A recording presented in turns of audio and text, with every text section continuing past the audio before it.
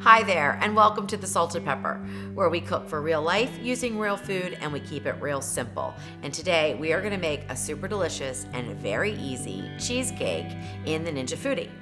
This isn't any kind of cheesecake, this is a turtle cheesecake. So that's right, we've got caramel, chocolate, and cheesecake. What more can you ask for? How about brownies? So we're going to make some brownies. The brownie is going to be the bottom of our cheesecake. This is an absolutely delicious recipe. The first thing we need to do is get started with our caramel making. And now you don't have to make your own caramel if you don't want to. You can buy the bags, the little square caramel, I think they're from Brock's maybe, and you could melt those in the bottom of the Ninja Foodi with just about a tablespoon or two of cream until you get a liquid consistency. But honestly, making caramel is pretty easy to do, and I'm going to show you how. All right, so the first thing you want to do is turn the Ninja Foodi on. We're going to go to sear saute, and we're going to keep it on high for right now. And we're going to go ahead and hit the start button. What I have here is 1.5 cups of plain white sugar, and I'm just going to dump that into the bottom of the pot. Now, the thing with making caramel is it does require you to be right here. You can't walk away. I mean, this is not the time to check the mail or anything, or you will burn your caramel. So as the pot's heating up, I don't really have to do much, so I don't have to keep stirring it. But as soon as it gets hot there, I'm gonna have to continuously stir this. And what's gonna happen is it's going to crystallize. And you're gonna think you ruined it, because I thought I ruined it the first couple times I made homemade caramel as well.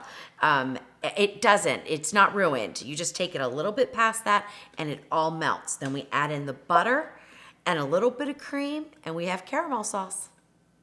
Okay, so the sugar's been in the bottom of the pot here for just about a minute or so, and it's not even starting to do anything, and it won't for a while. But when it starts, it goes fast. So you do need to just stand here, and as soon as it starts heating up, I will start to stir it continuously. And you'll see like little clumps start to form, which I'm kind of seeing right now. So I'm gonna go ahead and start stirring. I'm just moving it around the pot. The reason why you do this is so that the sugar doesn't start to scorch, because burnt caramel does not taste very good. So we want to keep it from scorching. It's going to turn this beautiful amber color though. It's really, really amazing to watch.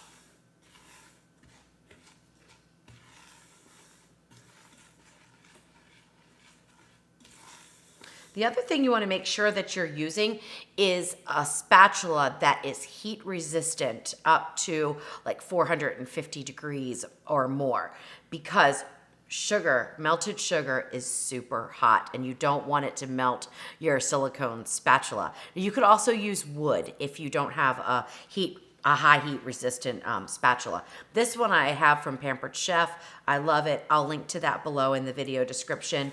But a wooden spoon or any high heat resistant spatula will work. I think this is called a mix and scrape, which is exactly what I'm doing with it right now. I'm scraping the bottom of the pot and mixing the sugar around. Okay, the crystals are starting to form. I've got one right here, and it just looks like hard sugar, like rock sugar or something. And it also starts to darken up. So as it forms these crystals, and you're going to see more and more of them, it darkens up. That's what gives the caramel its flavor. If you feel like your heat is getting too hot, you can always go down to medium high. And I might do that, but right now it seems like everything's just working great on high. And I'm making sure that I scrape the bottom of the pot, because that's where the sugar's kind of melting, and then it'll form those crystals. And if you don't scrape them off, they will just burn on the bottom, and we don't want burnt caramel. All right, I think for the rest of the crystals, I'm gonna go ahead and bump this heat down just to the medium high. I don't wanna go too far down or we'll just really slow down the process, but medium high. Because you can also smell this. So if you smell anything that's smelling like it's burning, then turn the heat down some. I've made caramel in a stainless steel pan on the stove many times, and I'm telling you, it was a lot trickier than using the Ninja Foodi. So I was really pleasantly surprised to see how easy this came together. I have a gas stove and it's hard sometimes to regulate the heat. So it was either too hot or or not hot enough. And just took me a while to get it right. But the Ninja Foodi, you just set it and it manages the heat for you. So it's great. So you can see how we're getting very, very crystallized now. As soon as all of the sugar clumps and forms these crystals, then it will begin to melt and you'll see this dark amber syrup that we call caramel. We add in some butter to it and then we add in some cream. The reason why we're gonna add in the heavy whipping cream is to keep it in a thick liquid state, because we don't want it to become a hard, brittle caramel. If we didn't add the cream, it would become a very hard caramel. We don't want that when we're biting into our cheesecake.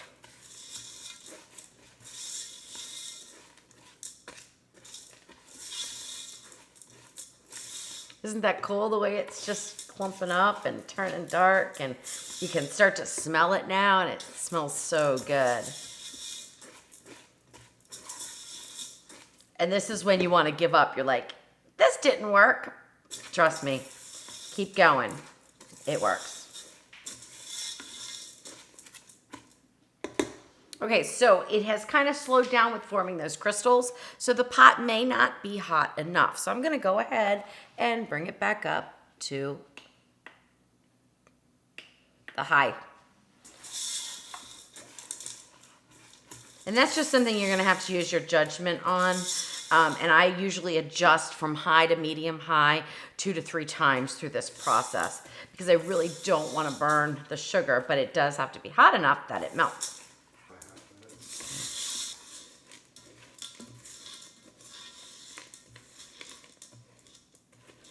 All right, you can see the changes happening. They're getting thicker, it's starting to melt more, we're seeing spread. We are making caramel.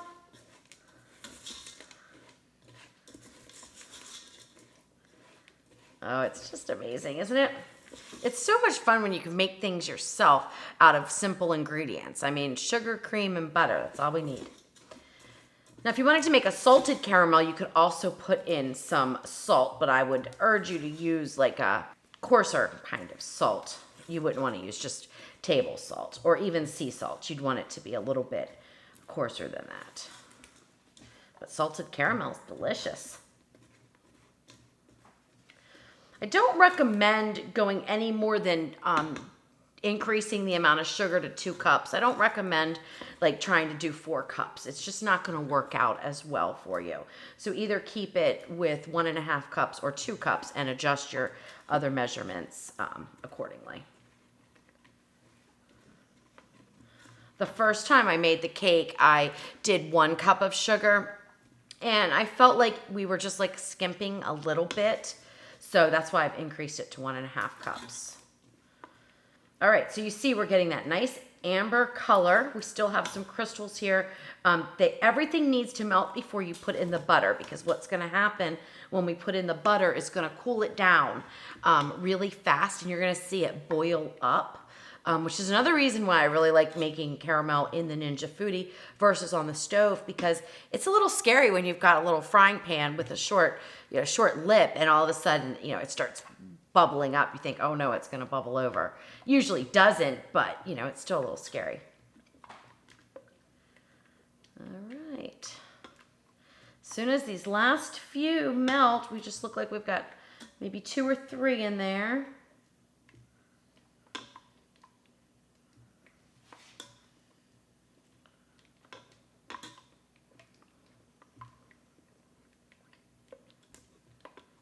Okay, so I'm gonna go ahead and turn the heat down to medium right now. It's darkening up very fast, and I don't want it to darken too much, because that's gonna burn it.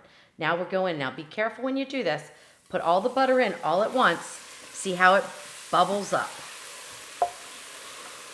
You do not want to touch this with your hands or anything. You don't want to splatter it. So when you're stirring it, keep it down in the pot. Don't fling it out.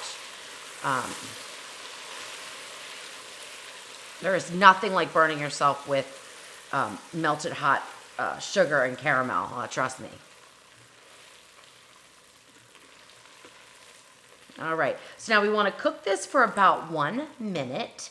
We want to incorporate the butter into the caramel. You can see it's it's not quite incorporating all the way, but it will.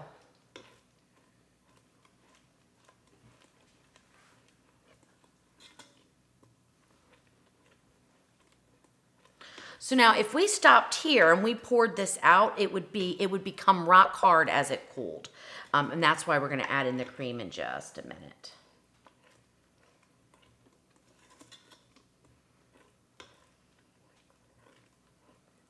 Oh, it smells so good.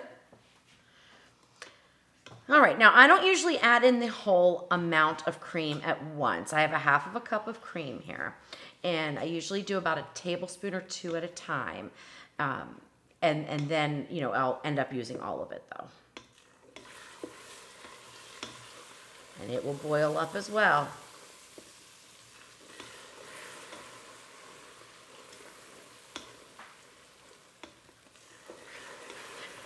Isn't that fun? I just think it's so much fun when it boils up and you know, you're making candy, you're making caramel. It's so good.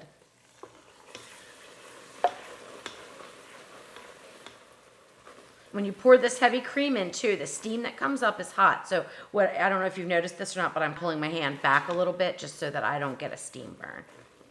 All right, last little bit. Now we can turn that Ninja Foodi off. We have made caramel.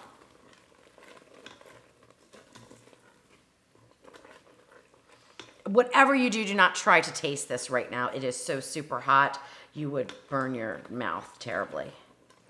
This is not one that we just have to trust that we did it right. I can tell by the color. It's beautiful color. It's perfect.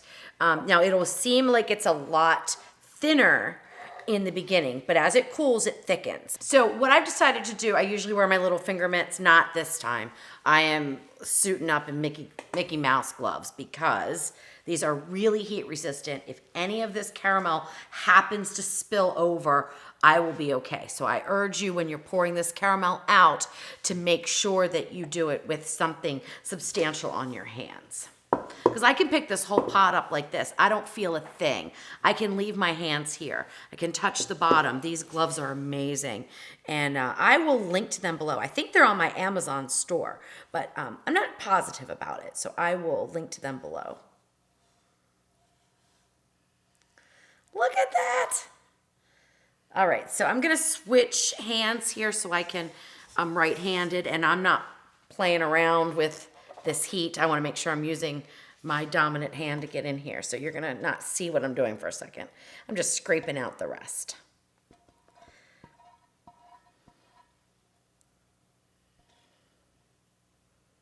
It's gorgeous. All right, that's it. We have made caramel. Isn't that awesome? All right, so this is just gonna sit. I'm going to wash the pot out and then we're gonna make the brownie mix and get that baked, and then we'll make the cheesecake mixture, get it all assembled and pressure cooked, and we'll finish up our cheesecake. Okay, so that didn't take any time at all to clean that pot out. Even though you might say, oh, it's sticky, it's gonna take a long time, it didn't at all because under hot water, that caramel just melts. So it was super easy to do.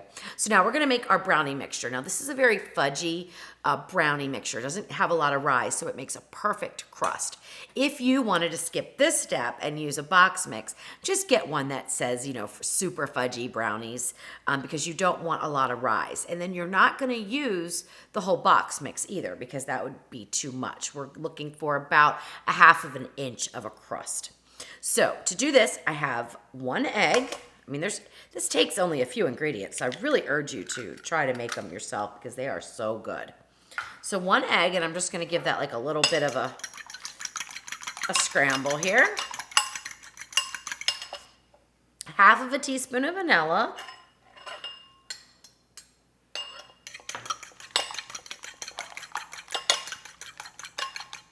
Quarter cup of melted salted butter.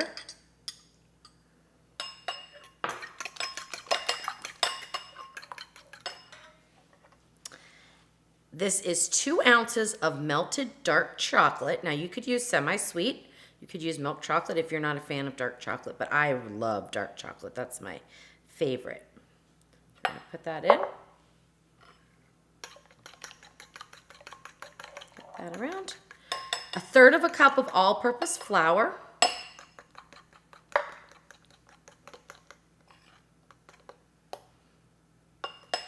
And 1/3 cup of cocoa. And this is the Ghirardelli brand, which happens to be one of my favorites. I got it off of Amazon, so I will link to it below. It's 100% cocoa, and I just love it.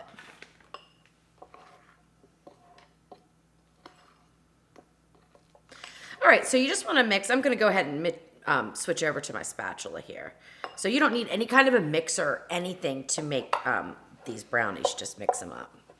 Now, if you said, oh, that sounds good, they look good, I'm going to make them in a pan just to eat as brownies, just know they do not rise. There's no baking powder. So you could add in probably about a teaspoon or so of baking powder, and you might get a little bit better of a rise. All right, so all I'm doing is just combining this all together. And the one last thing I do want to add, even though it's salted butter, I want to add just a 1/4 teaspoon of sea salt. The salt really brings out the chocolate flavor, so it's important when you're making brownies to add that little bit of salt. All right, this looks great. So as I'm mixing this up, I'm thinking something is not right. Something is missing. And it's the sugar. I was supposed to put the sugar in with the egg in the beginning. So that is the proper way to do it. So you mix the sugar and the egg and you whip that up. But you know what? Things happen when you're cooking in the kitchen. Let's see how it works out. I'm just going to incorporate the sugar in now. It's 2/3 cup of white sugar. And we're going to see what happens. I think it's going to be fine. But you'll do it the right way. So yours will turn out perfect.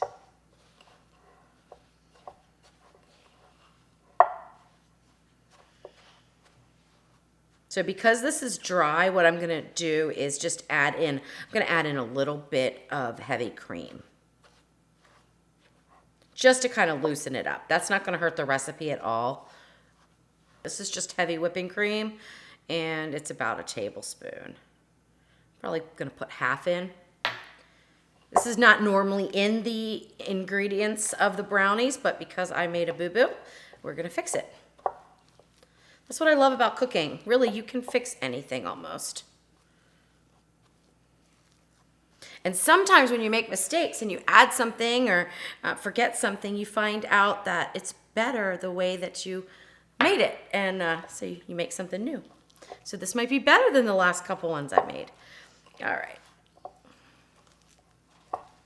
Now, while I'm mixing this up, I'm going to preheat the Ninja Foodi. We're going to preheat it on the bake roast, 375 for 5 minutes. So I'm going to let that start to heat up, and I'm just going to incorporate the rest of the sugar in by just stirring it just for a few more minutes.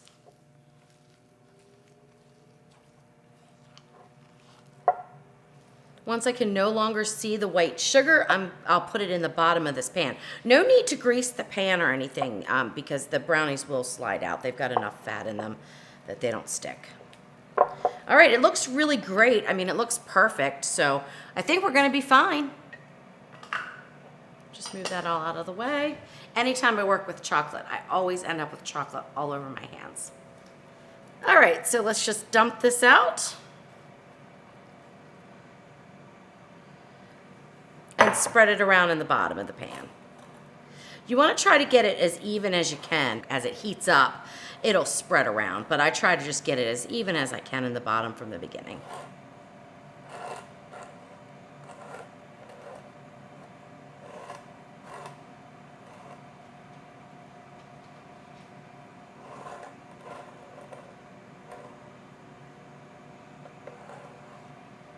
All right. That's perfect. So it's down in the bottom of our springform pan. This is a 7-inch Pampered Chef springform pan. You could get away with using an 8-inch springform pan and not make any changes to the recipe because the brownie layer is thick enough that if you did increase the diameter by 1 inch, you'd still be fine. It'll just be a little bit shorter of a cheesecake. The filling of the cheesecake also puffs up a good amount. So it'll be fine if you want to use an 8-inch, but this is a 7-inch pan. I'm going to use the rack in the low position. So I'm I'm just gonna get that ready. When this hits 5 minutes, I'm gonna put it in on 375 and go for 9 minutes. And then we'll take it out and we will make up our cream cheese batter for the turtle cheesecake.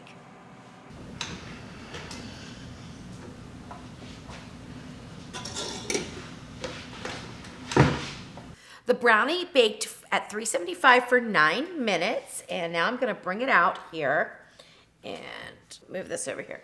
I'm just gonna take it off the rack so that I can get it onto this cooling rack. We want it to cool down some, but by the time we're done making our cheesecake mixture, it'll be cool enough to go ahead and top with the cheesecake, and then we'll get it under pressure. So I'm just gonna move this out of the way here a little bit. And it smells wonderful, so I'm pretty sure that we salvaged the brownie. Okay, so I have 2 packages of cream cheese, and these are room temperature. That's one of the most important things when making a cheesecake is you do want your ingredients room temperature. So the eggs are room temperature as well as the cream cheese. So I'm just putting 16 ounces, 2 packages of cream cheese in there. With the sugar. There are very few ingredients in a cheesecake, so it's pretty quick and easy. This is a 1/2 cup of white sugar, and we're just gonna put this down and go ahead and turn it on low medium. And I'm gonna scrape down the sides a couple of times, but we want this to be well incorporated and kind of whipped up a little bit fluffier.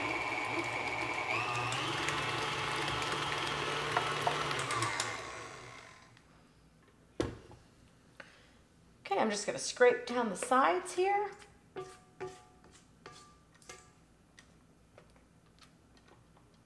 You know, as a kid, I never used to like cheesecake, except for the little teeny ones that my mom made, the little cheesecake tarts with that really syrupy cherry mixture on top. I used to like those, but over the years, I've actually become quite fond of cheesecake.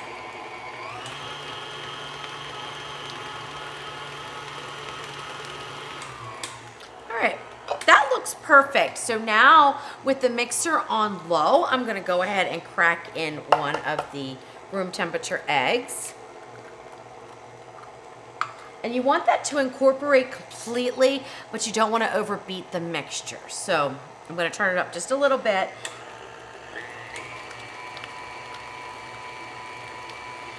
And once I can no longer see the egg, I'm gonna turn it off and scrape around those sides again before I add in the second egg.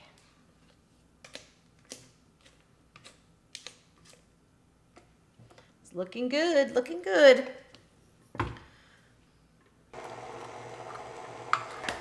Add in the second egg. Now you can do this with a hand mixer as well. You don't have to have a stand mixer. A hand mixer works great. Turn it up just a tad, just till I can no longer see the egg. Some of the eggs around the side, but that's why we scrape down.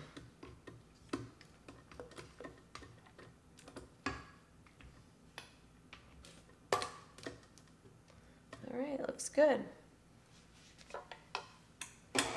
Okay, and the last ingredient I'm gonna add in is 1 teaspoon of vanilla extract.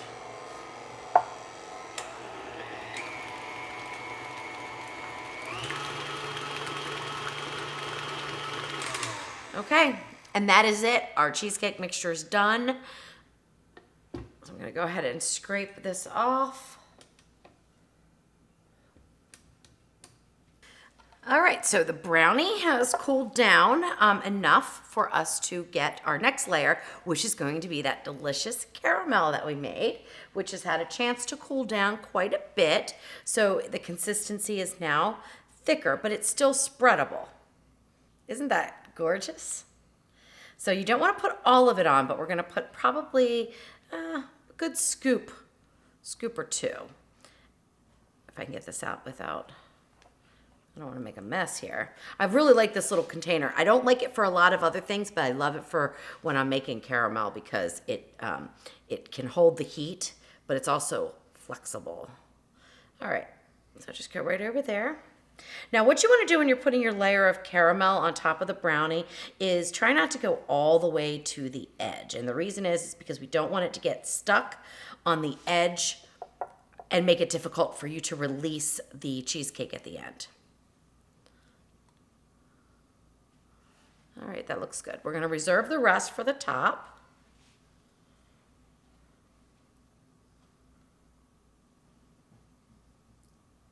So I'm just going to spread this around and probably leave about a half of an inch at the edge.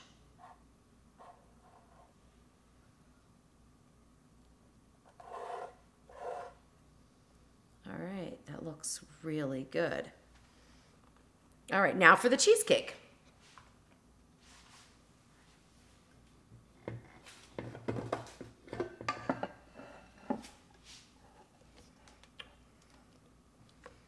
All right, so you just pour the cheesecake right on top. The cheesecake will push it out some, but I'm gonna try to get the cheesecake around the edges so that it gets down there before the caramel eases its way over to the edge, which it looks like it did a little bit. That's okay.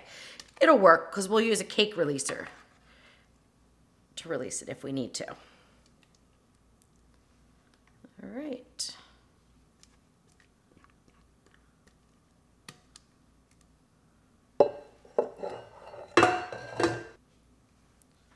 All right, just let the rest of that come off the spatula. I kind of smooth it around just a little bit, but you don't have to do too much of that.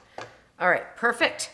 Now, the next thing that we need to do is cover it because we're gonna be going under pressure and that's a wet environment in there and we don't want all the water and condensation to get on top of our cheesecake. I've tried a couple of different ways to do this and found that the best way is to put a paper towel on top and then a piece of foil.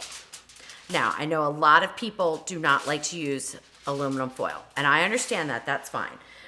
There is another option. It does not work as well, but it does work. This came with, I don't even remember what I bought, what accessory I bought, but it's just like a little flat silicone thing here. You can put this over top of with the paper towel, and then if you have one of those graffiti bands, just kind of, you know, put it around there.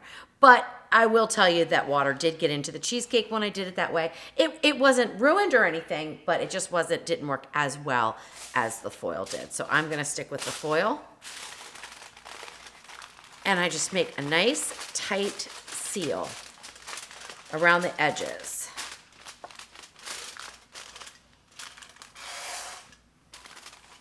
Kind of tucking that paper towel up underneath. That just helps to absorb any water that does get in, because believe it or not, water will still get in here.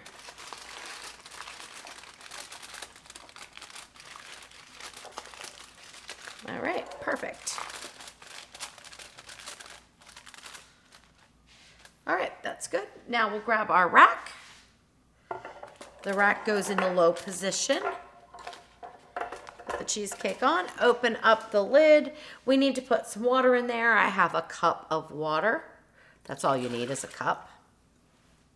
And set our rack in, and we're gonna put it on high pressure for 25 minutes.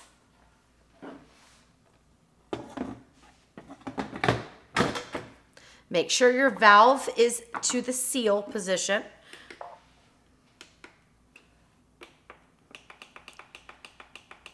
So we're gonna let this pressure cook for 25 minutes. Now it will come up to pressure very quick. It'll just take a few minutes, maybe 5 minutes to come up to pressure. It'll go under high pressure for 25 minutes, and then we'll do a 15-minute natural release, which honestly is almost a complete natural release with this recipe. So we'll let it sit in there for 15 minutes. Even if your red button depresses before the 15 minutes is up, which sometimes happens, just leave the cheesecake alone in there for the 15 minutes. It needs that extra time to completely set up. All right, and that's it. And then we'll get it out and we'll get it chilling. All right, so we went under pressure, high pressure for 25 minutes, and then we did a 15-minute natural release, and at 15 minutes, I released the pressure, and there was like nothing there. I mean, just little tiny little poof of steam came out. So now we can get the cake out.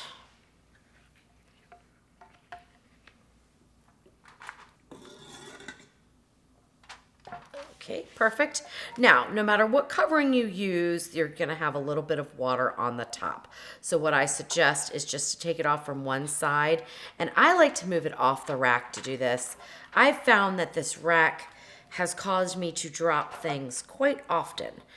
They slip off, so I like to move it off the rack to be able to have it on a steady surface here to remove it, so that you can try to dump the water off of the top. Now the aluminum foil, if that's what you choose to use, it cools down really fast, so you can do this right away.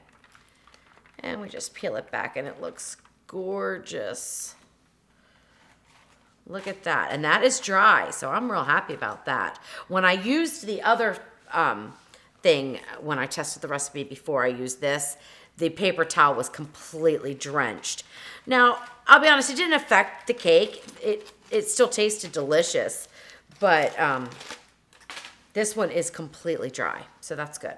Now, there is just a tiny bit of what I think is a little condensation right there, so I'm just gonna set this down and just let it absorb any bit of steam that's on there. I don't leave it on very long. I don't want to put an imprint, but we're going to cover this with caramel anyway after it cools.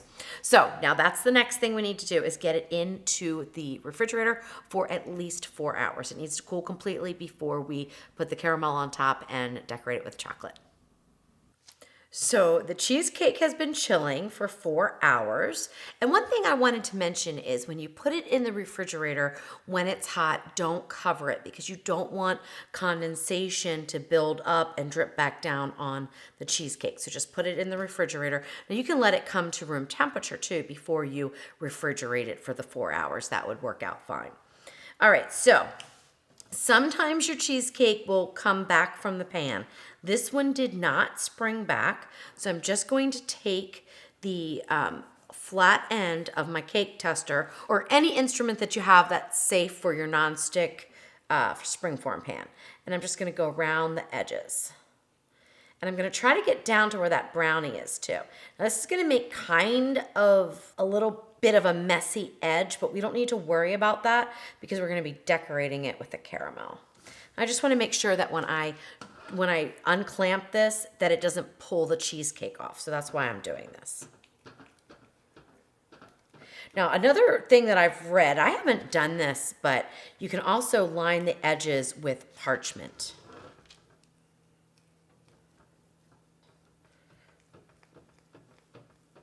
I'm just not sure how the parchment would work, but I know people do line their springform pans with parchment. Okay, so we got a little bit here. That's fine, no problems. All right, so now let's release it.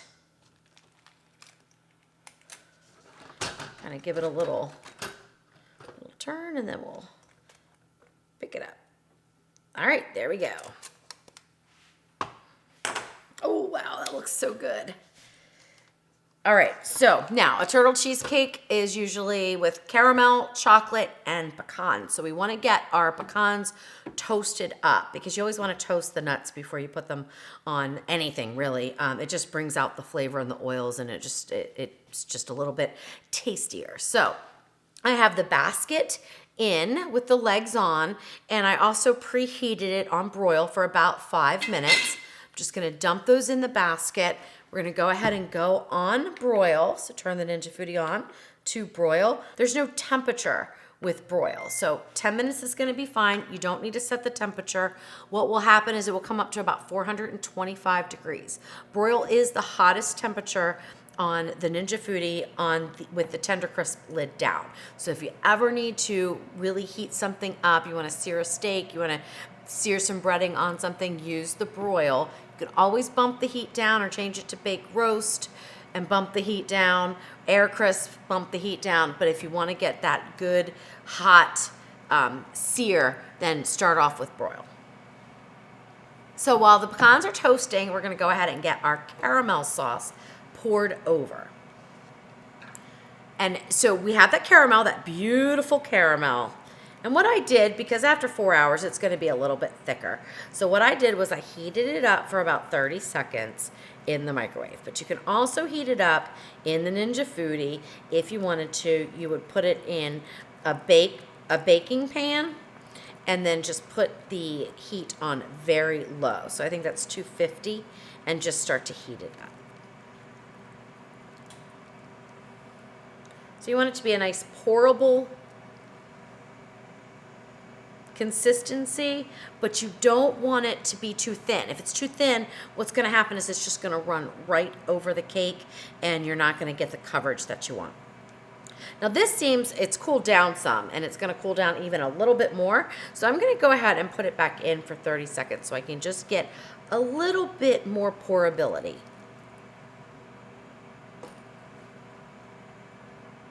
So I will do that while the pecans are toasting. And also, let's check out the chocolate. And what I have here is about 3 ounces of a dark chocolate that I've melted. You don't need a lot for the garnish because we're just going to make a design over the top. And that still seems to be in good shape, so I don't need to reheat that. So we'll just let that go. And I'm not sure if it's going to take 10 minutes. In fact, let's peek at them. Once nuts start to toast, they go really fast. And you know what? We're done. I mean, so that was, what, 3 minutes? And they are done. So I'm just going to go ahead and turn the Ninja Foodi off, get this heated real quick, and then we're going to decorate and taste our turtle cheesecake. So I heated the caramel up for just about 15 seconds, and now it's perfect. So that is exactly the consistency that you want. You don't want to see big lumps and globs coming off. You want it to just drip down in a nice stream. So that's perfect. Now, I am so impressed with the Ninja Foodi right now and those pecans because when I tested the recipe, I did not use pecans just because I'm not a fan. I like pecans, but I'm just not a fan of nuts in my dessert, so I tested it without. And so this is the first time I've done toasted nuts in the Ninja Foodi, and wow, very impressed, very impressed. So now we're just gonna chop them up. So to do that, I'm gonna grab the basket out and dump it into, now you could put it into a plastic baggie and use, any kind of a instrument to pound it out. I just happen to like this gadget from Pampered Chef. It's a manual food processor, so you don't have to have any kind of electricity for it. You just set it in, and then you just start to pump this down, and it will crush these nuts.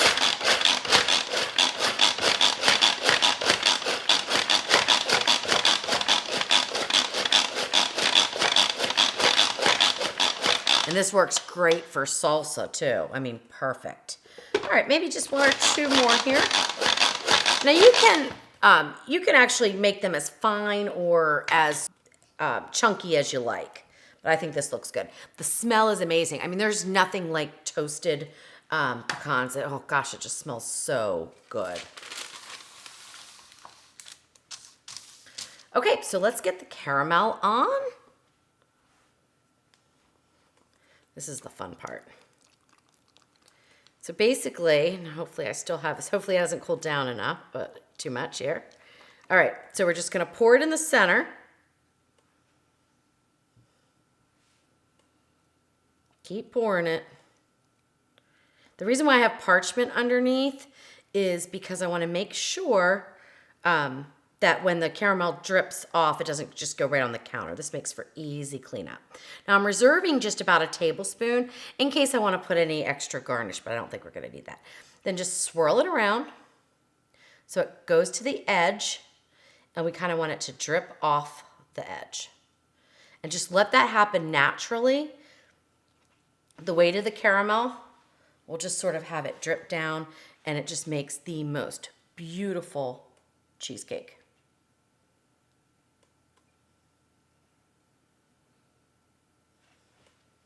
All right, looks like it's happening. Perfect. All right, so now let's get those nuts on. You want to do this while the caramel's warm so they have a chance to adhere.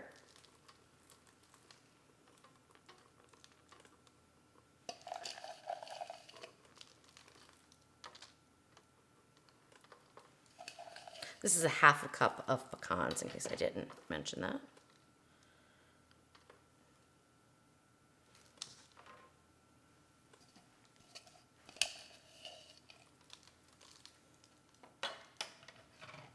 If the caramel was a little bit thinner, you would see more of the cheesecake. I can't see in the front, but in the back, it looks like it's almost covering it.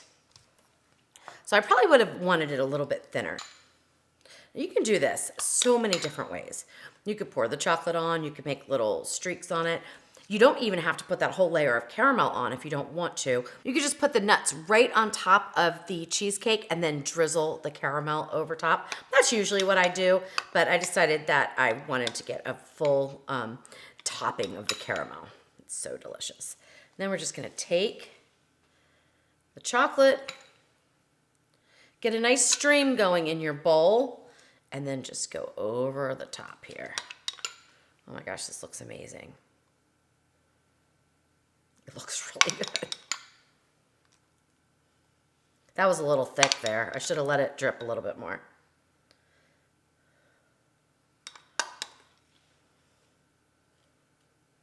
So I'm gonna even it out so it looks like I did it on purpose. That's what you do when you're decorating stuff. If something doesn't work out right, you make it look like it was meant to be. All right, now you can put some caramel. Sometimes I'll do this. Get a little bit of the caramel. You can get a nice stream going and you can go this way. Look at that. Oh my gosh, this looks so good. It's amazing. Now that is a turtle cheesecake, if I've ever seen one. Perfection.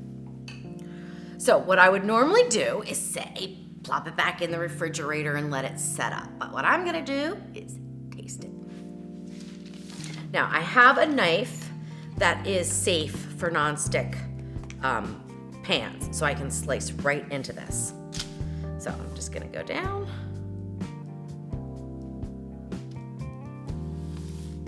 I'm gonna make a very little slice because I don't need a lot of this. I mean, and that's the thing with cheesecake, is this will serve at least 10 people. Just, you don't wanna serve a big slice. This is so rich, so delicious. All right. Get it out of here. Now the first piece I think is always a little bit messier than the rest, just because you're digging into the cake and, all right. Oh my gosh, this looks so good. All right, let me get this on the plate. Yum. Perfect. All right, so it's a great ratio of crust, which is our brownie that we made, and the cheesecake. The caramel looks perfect. Everything just looks so good. I'm so excited to try this. Okay, so here we go. It cuts like a dream. Now, you know what I'm gonna do real quick? I'm gonna taste the crust without anything, because remember that little mix-up where I didn't put the sugar in until the end? Let's see if it matters. No. Oh my goodness, that is good. Wow. That's like the perfect brownie.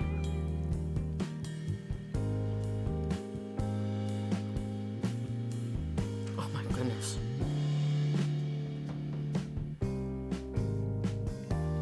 I can't believe how good this is.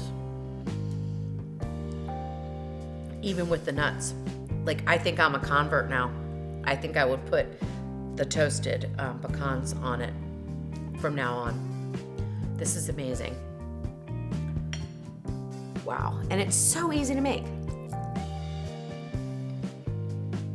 Oh my goodness. You have to give this one a try. I think this is the best dessert I've ever made and I've ever had. I mean, it is absolutely perfect. The texture of this cheesecake is unbelievable. I mean, it is absolute perfection. It is creamy. And you want to know a secret? I didn't use Philadelphia cream cheese. I used the store brand from Aldi. And I think it's like Happy Farmer. And it is so much better and a lot less expensive. So if you have an Aldi near you, check that out.